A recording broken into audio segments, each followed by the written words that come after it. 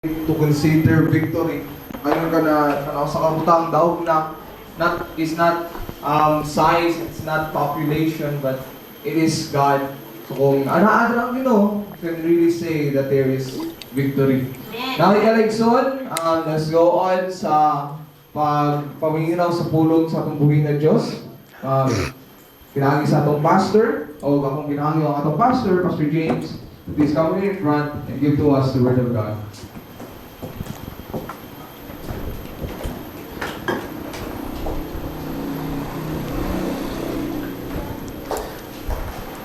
Amen. Thank you for that wonderful song. Little is much when God is ineth. And tumakitaan mga kaigsunan that ato pong masulting when God is all you have everything you need. Because God is all we need mga kaigsunan. And God can provide all necessary things for us to survive. Nindot kayo nga ang atong magbalantay ang Ginoo gyud. So mga Bible ninyo palihog mga kaigsunan sa Psalm chapter 23. I would like to speak to you in this text, Psalm chapter 23, a very familiar text indeed, alang sa matag usa kanato mga kaigsunan. Some of us maybe could memorize all of these verses nga nasa Psalm chapter 23, a very popular psalm of King David. So atong basahon, palihog manindog tanan. Atuan ni siyang basahon dungan mga kaigsunan. We will all read this. Okay, so atong dunganon pagbasa ang Psalm chapter 23, 6 verses lang. Karon nga takna sa kahaponon. Kung naa palihog ko pag-ingon og amen. Amen. Okay, verse 1, ready? Begin. The Lord is my shepherd. I shall not want. He maketh me to lie down in green pastures. He leadeth me beside the still waters. He restoreth my soul. He leadeth me in the paths of righteousness for his name's sake. Yea, though I walk through the valley of the shadow of death, I will fear no evil, for thou art with me. Thy rod and thy staff, they comfort me. Thou preparest a table before me in the presence of mine enemies. Thou anointest my head with oil. My cup runneth over. Surely goodness and mercy shall follow me all the days of my life, and I will dwell in the house of the Lord forever. Let's pray. Father in heaven, thank you, Lord, kay ikaw ang among magbalantay. Magbalantay nga doon nagyoy pagpangga ug kabalaka kanamo. Salamat Ginoo kay sa kanunay doon na gyud kami dalangpanan. Doon na kami Ginoong Dios maduulan sa panahon sa mga kabugaton. Ug salamat Ginoo kay ikaw ang among magbalantay nga dili gayud masayop sa iyang mga desisyon, sa imong desisyon. Sa diha nga ikaw magabantay kanamo. Mao na amahan iiway kami sa dautan nga maoy mutintal kanamo para kami mahimong mga katawhan nga buot mo palayo kanimo. Apan Ginoo ikaw muhatag kanamo sa kaalam para mahimo namong makita nga tataw unsa ang maayo og dautan. Tagay pud kami kaisog nga kami mosunod gyud og mutuman kung unsa ang imong kaubuton nga mao ang among kaayuhan. Salamat Ginoo sa paghatag kanamo kadaugan sa ngalan ni Hesus. Gikatugyan namo kining tanan. Amen. Palihog mang lingkod ang tanan. I would like to entitle the message kay actually we will concentrate in verse 2 karon. Nindot lang kay basahon ang tibuok Psalm chapter 23 mga kaigsunan. I would like to entitle the message karon nga takna sa kahaponon, God makes us lie down. God makes us lie down. So, ang Dios ang muhimo kanato nga muhigda, mupahulay. You see, mag-rest. Now, kaning Psalm chapter 23 mga kaigsunan, lisod kaayo siya sabton kung wala kay experience sa pagbantay sa mga karnero. That's why in the past 2 weeks, not 2 weeks, murag 1 week lang, kay last week lahit akong gibasa, but this week, I have read things about shepherding. Tanaw na ko ang unsa ang mga ginabuhat sa mga shepherd sa ilahang sheep, katong actual gyud nga mga shepherd, nga naay mga experience how many years unsaon pagbantay sa ilang mga karnero. For me to truly understand kung unsa ang ilang mga observation pagbantay sa mga karnero. Kaya to makita mga kaigsuonan nga kita nga mga katawhan gipakasusama sa Dios sa mga karnero o ang atong Ginoo mao ang atong magbalantay. So, by the grace of God, those things that mga gibuhat or mga gihimo observation sa mga magbalantay sa ilang mga aktual nga karnero, ato makitaan nga similar gyud ay kaayo sa ato nga mga katawhan. See? Now, sa ato ang teksto karon mga kaigsuonan, I would like to emphasize kaning verse 2 nga, He maketh me to lie down in green pastures. He maketh me to lie down in green pastures. Meaning, He maketh me. Ang Ginoo, iya gyud kang pahigdaon. Ba? So meaning sa atong kinabuhi mga kaigsuonan, no, usahay atong mga kinabuhi paspas na kaayo, atong mga kinabuhi busy na kaayo, atong mga kinabuhi kapoy na kaayo. But sometimes God wants us to lie down. God wants us to be at rest. God wants us to be comforted. That's why He will make us to lie down kaya siya itong magbalantay. Mabitaw na sa mga Hudiyo sa una, naagid sila'y rest once a week, nga isagid kaadlaw tibuok mga kaigsunan. Now the principle is that, nga dapat ang tao nang ginahanglan gid siya pahulay sulod sa kasimana. Dili pwede nga ang tao magtrabaho lang gid siya straight. You are designed to rest for one day, once a week. You see? Mabitaw na nga kami nga mga preachers, pag abot sa Domingo, mauna ang adlaw nga pinaka-busy mi. So di na matawag og adlaw ipapahulay sa mga preachers ang Sunday. That's why we are resting in Monday. Nag-rest mig Monday, but from time to time nagalakaw gyapon mi na Ma'am Karen, nagyapon mi ginapangatiman from time to time. But most of the time, every Monday we are resting. Mo na mo ang tulog days ni Ma'am Karen, pahulay, higda, istorya. Sa kung sa lang among kuan nga baklay-baklay lang ginagmay, dili gid mi magpahago. We are resting. Why? Because we are designed by God to rest once a week.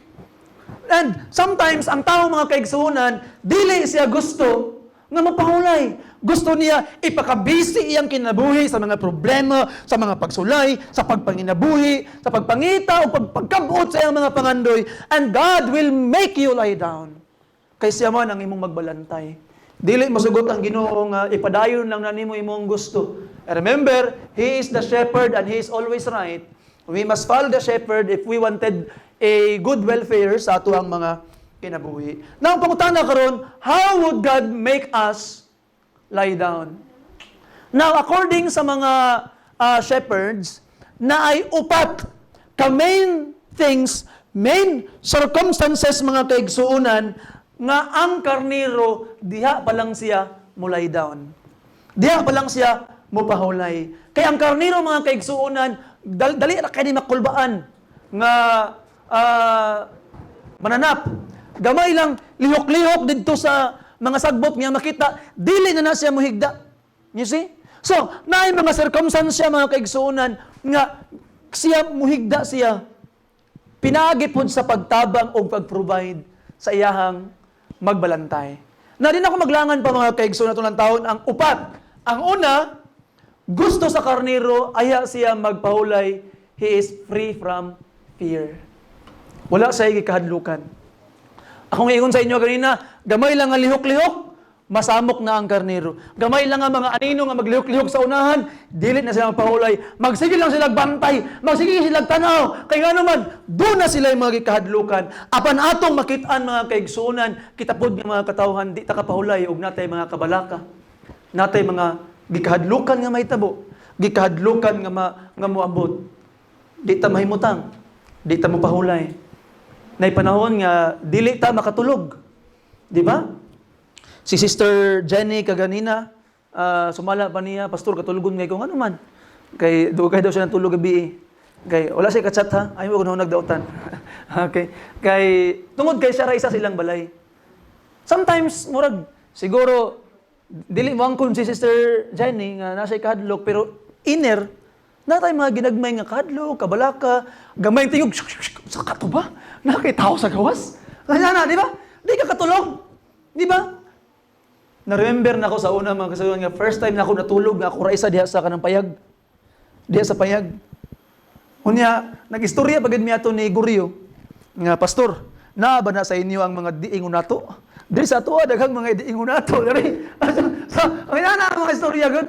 So, I believe that there is safety in God. Pero di malikayan nga unsa man tong sa man taon? Di ba na? Di ba? Usahay si Ma'am Karen kaming duha matulog na mi. Ana mga iro daghang kay magkagubot mga iro. Pagkahuman dayon kay mugawas din gusto nan muli din ko tao sigaw nang suga. Sa una kay naman ko itong pellet gun ba. Nang pusil bitaw ako na. Naman sa tao na. Ana ko tong dulaan na ko pusil binaw ana gud. Ngasi. So ana ko koy flashlight sa ko no. Flashlight ko ana butong pellet gun nga pusil ba. Ana ko no ay ana busa ko na patay no kung nagod tinuod nga pusil na tao niya giunahan ko patay ko. So delikado. Pero ato nakita mga kaigsuonan no nga kung nakay mga kabalaka di ka katulog. Pag nakay kahadlok, isa lang ka naka-hikas-hikas sa gawas, nalay nahulog, nidagan lang ang gitawag nga ilaga, nasangkilan tong ginagmay, nangahulog, bangon ka, unsa to? Nga dapat lakan yun mo mga purtahan.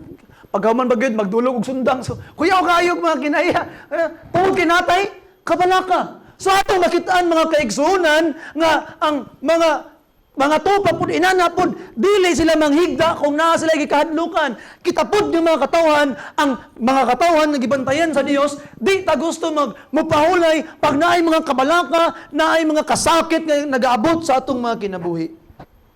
Ang giingon sa Biblia mga kaigsunan sa verse 1, the Lord is my shepherd.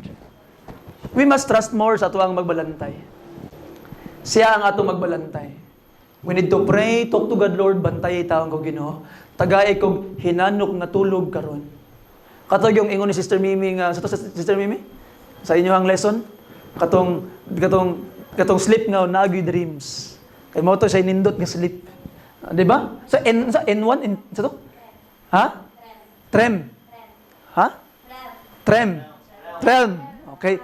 So, trem sleep daw. Trem sleep. So, I'm learning something karon. Trem. Basta mo na. Samo ka ninyo eh. Ha? Realm. Ay, realm. Rem. Anong realm bang yung rem? Kahat, pronunciation ninyo ha? Bitaw. So, atong makitaan mga kaigsunan no, REM sleep. Sa mga tinig nga. Dapat mamina ko tarong. Isulat si sister para sa man akong teacher nga. Ito. So, atong nakita mga kaigsunan no, mo nindot nga tulog. Kada bitaw, nagig kay kapahulay gyud ka. Wala kay ginahuna nga dili maayo, you are resting. Your soul is resting because you know na ang imong magbalantay gamahanan, ang imong magbalantay makapanalipod kanimo, it's God. God is your shepherd. Kung tanaw nimo ang verse 4 sa tuwang text, yea, look at this. Though I walk through the valley of the shadow of death, I will fear no evil, for thou art with me. Wow! Kanunay, naguban ang Ginoo. You know, when you are praying, grabe kayo. Gwapo kayo nga kauban nimong Ginoo. There was a missionary nga gipadadaan sa kwarta sa iyahang supporters. Gikan sa iyahang baryo, nibaklay siya, niadto siya didto sa city para kuhaon ang kwarta. Pagpauli niya, andam ito siya nga sakmalo na atong mga tulisan. Kay kabalo sila nga nidala kwarta, support sa iyang church. But at that night, tungod sa iyang kadlok, nagsige siya gistorya sa Ginoo, Lord, tabangi taong ko Ginoo, panalit di ko Ginoo. Ay katong mga tulisan sa lili sa iya, naaman siguro na sa kauban, naaman sa kaistorya, mauna mga kaigsuonan nga wala ni dayon ang mga tulisan. Og duol sa iya, Because they thought nga naa siya kauban. And it was confirmed by that robber, kay how many years after, naluwas tong maong tulisan, ang gipangutanan niya, nag-confess siya sa pastor, in this time, maoning nahitabo, I am planning to rob you, and then, kisa to imong kauban, at that time, pagdumdum sa maong preacher, wa ko'y kauban na to. And they discovered that he was praying at that time. Nagaampo dahil siya atong gitawag nga panahon na mga kaigsunan. Kaistorya niyang Ginoo. So samas mga bata nag-istorya karon. So inana pod gistorya niyang Ginoo. You see? So ato makita mga kaigsunan nga we need to talk to God. You see? Istoryahon na to ang Ginoo. Nga naman, we will have freedom from fear. Tanawa ang giingon sa Ginoo, Isaiah chapter 41 mga kaigsunan. Isaiah chapter 41 sa verse 10. Ang giingon sa pulong sa Ginoo, no? Fear thou not, for I am with thee. Be not dismayed, for I am thy God. I will strengthen thee. Yea, I will help thee. Yea, I will uphold thee with the right hand of my righteousness. Kuya, ano? Kuptan yung gas Ginoo. Hawiran gas Ginoo, di kanya buyan. He will protect you. That's why we will have freedom from fear. So ay nakahadlok igsoon, kabalo ko na kay kabalaka. Kabalo ko nga na kay mga kahadlok. Pero ang Ginoo naguban sa imo. So ay nakahadlok. Tagaig kapahulayan imong kaugalingon. Problems are coming, but there is always solution. Rest lang. Nganuman, kay ang Ginoo imong magbalantay. Amen. Number 2, no tension with others their kind. Pag naay tension gani yang kaning mga kauban nga karnero, pananitan, duha ka mo karnero, nga gagaway sila, murag na sila ibikil, magsinungagay man na. Dili na sila mag-lie down. Dili na sila mag-sleep. Magsige na sila bangon niya. Dahil naman mga ulo ang karnero, magsige na sinungagay. You see? So, if the sheep have tension with each other, dili sila makarest. Usahay pod mga kaigsuunan, no? Ang mga tao, walay rest tungod sa pagdumot. Na mga tao nga imong gidumtan. Free yourself anang mga pagdumot. Wrath. Kaya nga naman, it will rob you of your happiness. It will rob you of your peace. It will rob you of your comfort. Kung naapay pagdumot sa imong kasing-kasing igsuon, kana nga butang, ilugan ang imong kalipay, ana nga pagdumot. So, by the grace of God, ayaw, likay sa pagdumot mga kaigsuonan. You see, biyain na ang mga pagdumot sa imong kasing-kasing. Kuhaan na ang mga kasakit nga dunay nagunahuna og dili maayo sa imong isig kaingon. Biyain na igsuon ang pagdumot. Nga naman, susama sa karnero, dili siya mo pahulay, dili siya mo higda, kung na siya kalaban nga karnero rapod ngayang kauban, ang tao pod mga kaigsuonan, walay kapahulayan kung dunay pagdumot sa iyang isig kaingon. The Bible says in verse 3, He restored my soul, and He leadeth me in the paths of what? Righteousness. Righteousness. And it's not righteous nga doon na kay pagdumot sa imong isig kaingon. Ingon pa gani ni Ginoong Hesus nga dili ka makapasaylo sa imong isig kaingon, dili pug mapasaylo sa imong amahan nga naa sa langit. And it's a big problem mga kaigsuonan. You see? So, hunaw-hunaw nimo ha og naay tawo nga nakasala sa imo ha. Grabe kadautan ang iyang gibuhat sa imo ha. Dautan nga gani ang gibuhat sa imo ha. Itugot pa gyud nimo nga maapektuhan pa ka sa iya. Ngano man, he's not worthy. Dili siya worthy nga imo pang hunahunahon. Dili siya worthy nga magsakit pa katungod sa iya. You see, inaana gid na ka importanteng tawhana sa imong kinabuhi. Di ba? Nganong di man gid nimo kaya nga ibaon na lang sa limot or imuhang pasayloon. You need learn mga kaigsuonan to remove all mga kasakit sa imong hunahuna, sa imong kasing-kasing mga kaigsuonan, and it will give you rest. Mawala ang pagdumot. In Psalm 133 verse 1, open itong mga Bible mga kaigsuonan. Psalm 133 sa verse 1, if you're there, please say amen. Amen. Ang pulong sa Ginoo nagaingon, Behold, how good and how pleasant it is for brethren to dwell together in unity. You see? Nindot kayo tanawon ang mga ang kaigsuonan nga magpuyo diha sa paghiusa. And that's why in the New Testament ang giingon ni Apostle Paul in Romans chapter 12 sa verse 18 mga kaigsuonan, ang tambag sa maong apostoles, unsa man ang iyang giingon? Romans 12 verse 18. if it be possible, as much as lieth in you, live what? Peaceably with all men. Pagpuyo nga malinawon, uban ang mga katawhan. And if there is no tension with other people, brethren sa imuha, na kay peace. Makalahutay ka, makapahulay ka. You see? I hope nga usahay siguro no nga imuhang ginaparusahan ang imong kaugalingon pinagis pagdumot sa uban. And you are tormenting yourself. Wala kay kapahulayan, kada gabi magunahon ka, makit-an imong dalan, ma-stress ka. Na mga stress hormones nga manggawa sa imong kuan, kahit lang gasuko, kakadamay na imong mga anak, kita lang imong dagway itong tawhana. Asa, ay kung sa saranga, naunsa day ka man, nakita na akong demonyo. So pretty good. Damay imong pagkapuyo, damay imong pamilya, dagang imadamay. So rest, mga kaigsunan. Learn to forgive and to let God deal with it. You see, na may ultimate justice sa Ginoo. Na number 3, mga kaigsunan, no parasites or flies. Ang mga kaning mga kuan, kaning mga karniro, sige kila batug-batugan sa mga parasite, flies ang ilang mga naong, ilang mga ulo. And naay mga nose fly, mga basta daghan to klase nga mga kuan, mga sa to nga mga pangalan to I forgot nga pangalan ng mga parasite. Pero ang ginabuhat ani nga mga flies, magbatog sila sa ilong sa kuan sa karniro. Unya mangitlog sila didto.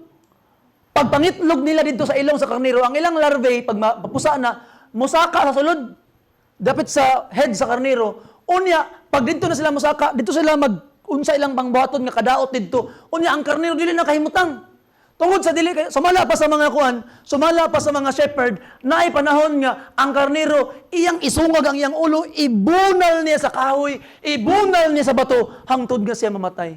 Di sa kapahulay because of those parasites, because of those flies nga nagalibot-libot, nagabatog-batog sa iyang hunahuna mga kaigsunan.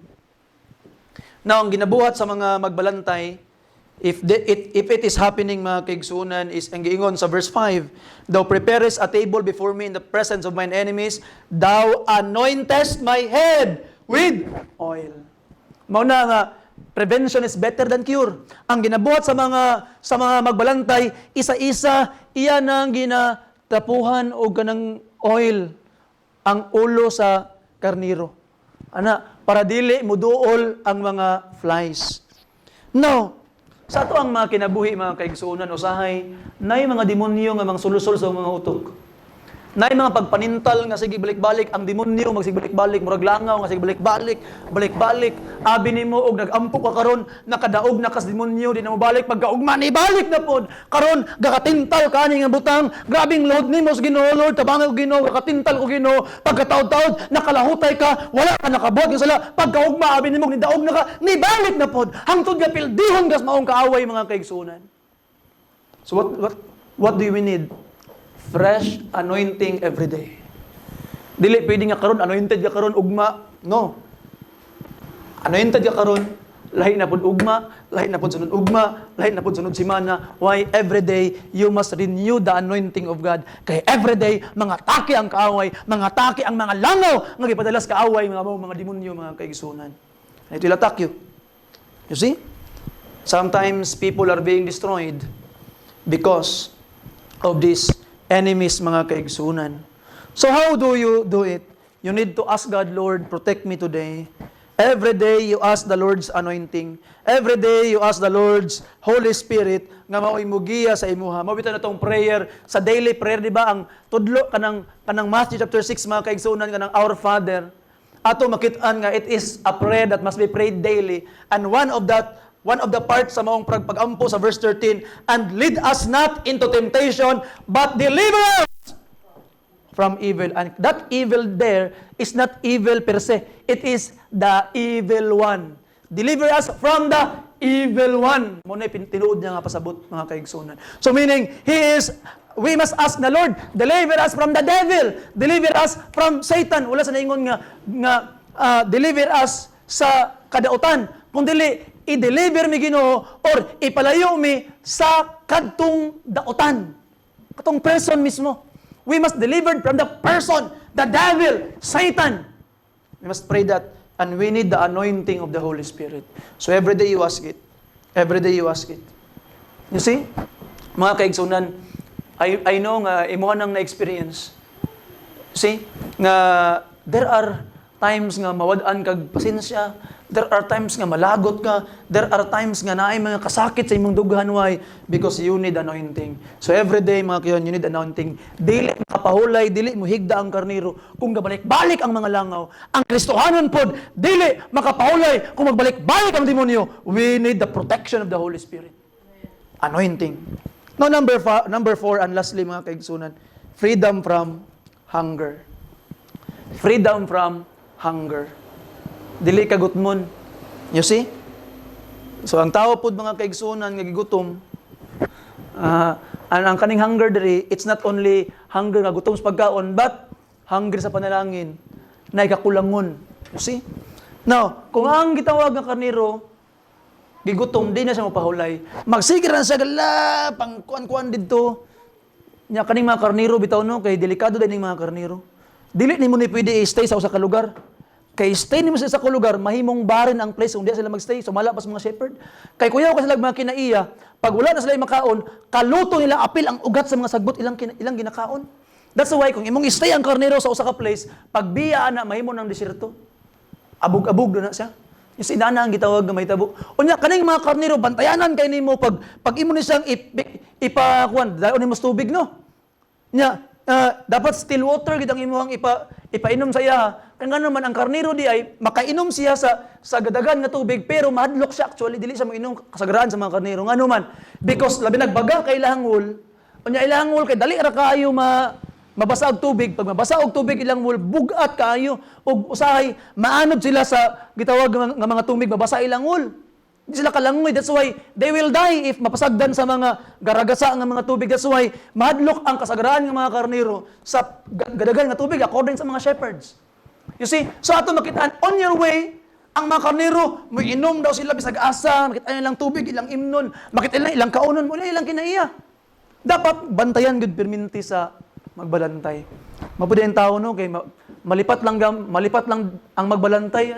So kung saan buhaton sa tao.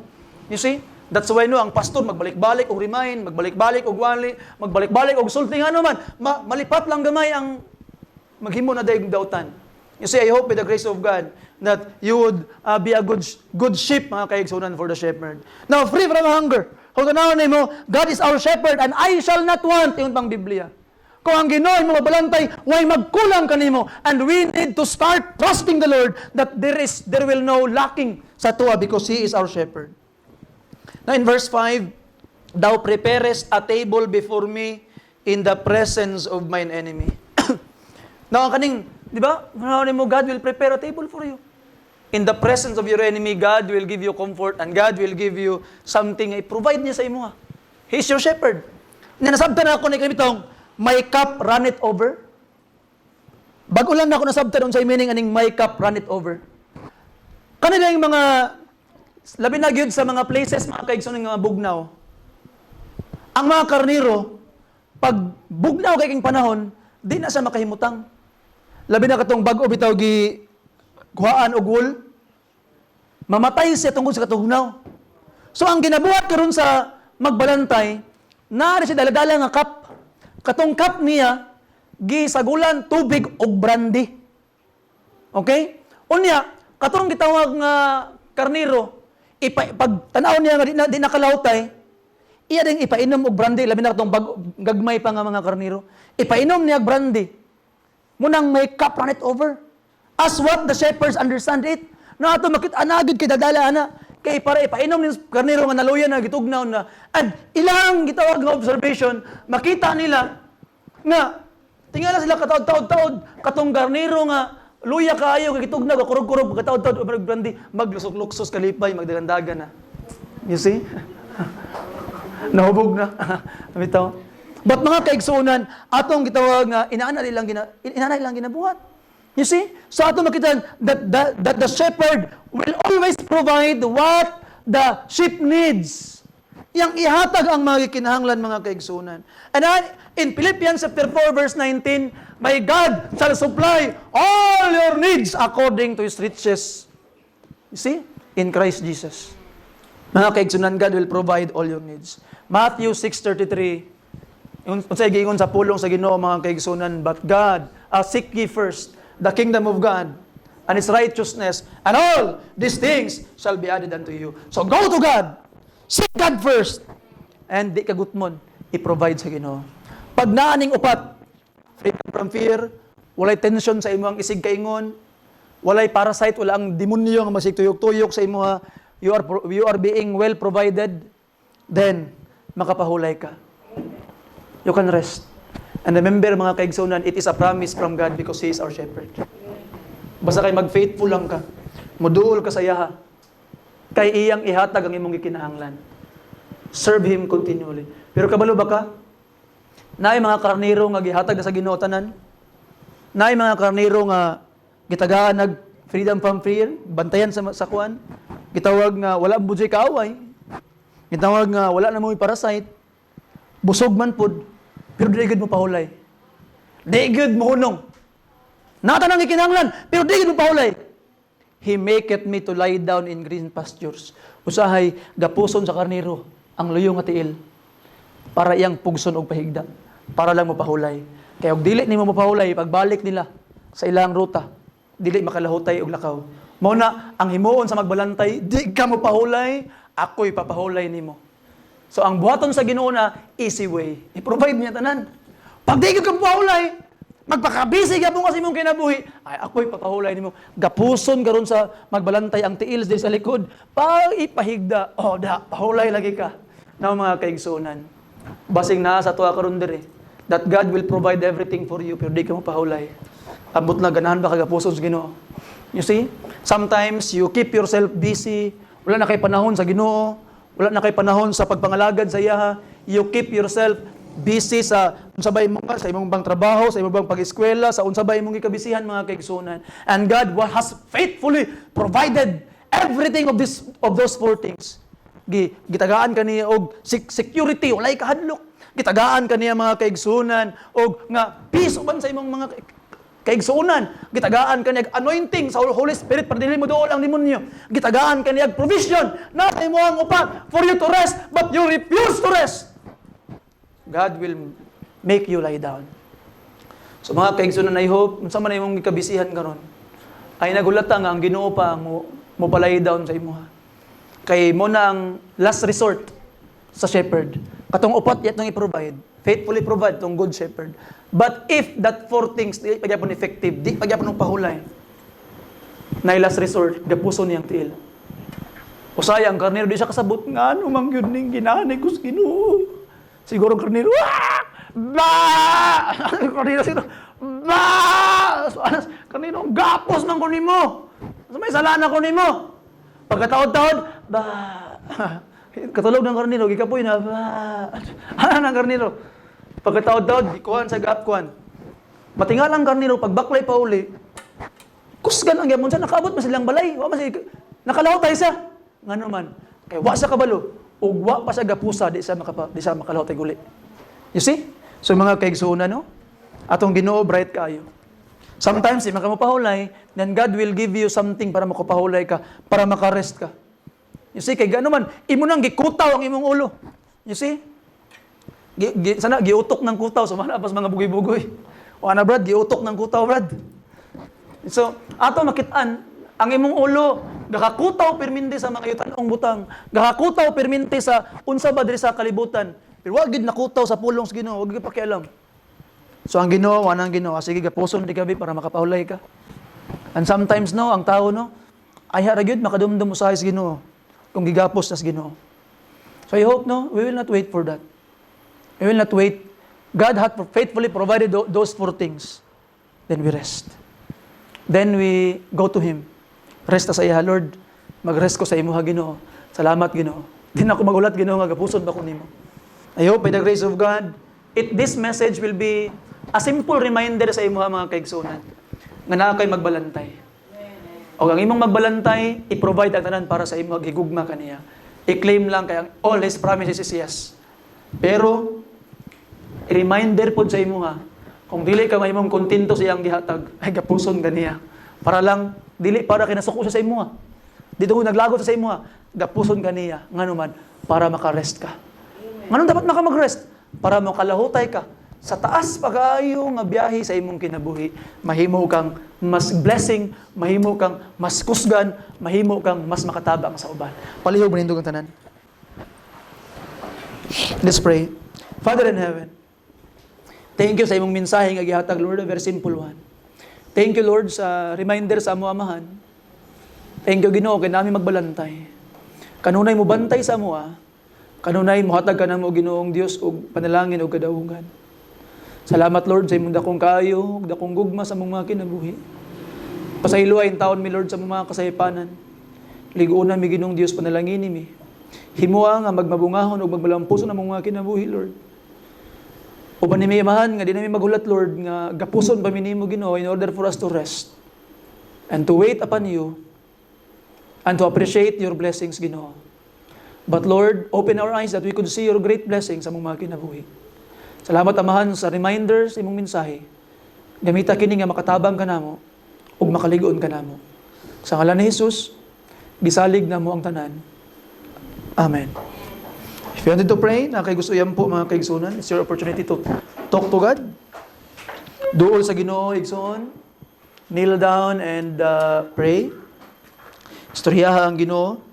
Istoryaha ang imong magbalantay. Basing naa ka sa estado karon nga ginapos bakas Ginoo. Higala, ingna ang Ginoo, Lord, I learned my lesson. I already learned my lesson, Lord. Bless me, Ginoo.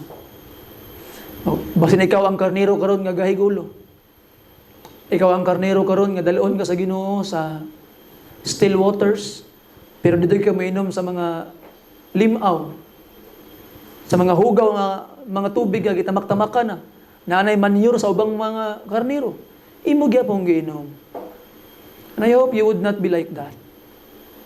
Come to God now and reflect. And by His grace, baguhon ka niya o ligunon ka niya. And afterwards, ma-realize nimo nga salamat, Ginoo. Salamat kay wa uday ka na sayo sa imong gibuhat sa akong kinabuhi.